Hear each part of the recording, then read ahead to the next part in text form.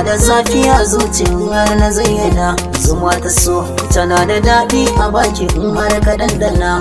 Masoyiyar da nake ta so a yanzu ita za da bayyana. A idanuwana nake ganin ki, idan na buɗe sai in ji shauki. Na ga masoyiyata, masoyiya, masoyiya.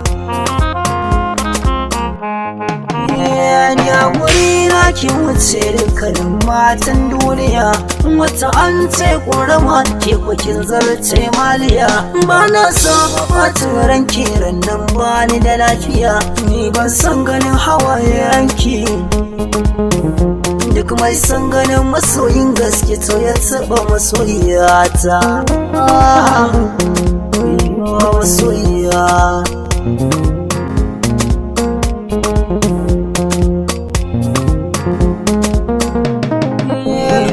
Ya taɓa min ke domin in bi haƙƙin ke. Kin nuna ƙauna shi ya saka ni nake son ke. Duka bajinta duka jaramta za na yi domin ke.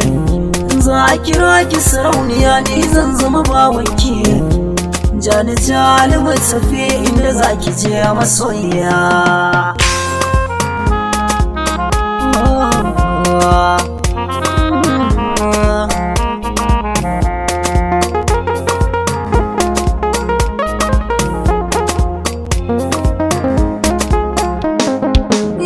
Yau na gane mai suna wayo daɗi soyayya.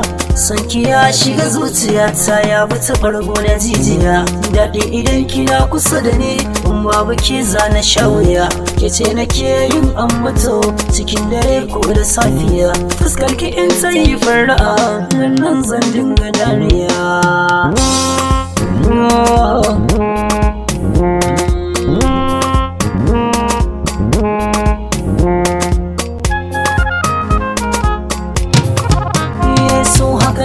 Idan ka samu mai son ka akwai daɗi. Yau gani ga iyar kirkin da ita ke sani da yau kauɗi.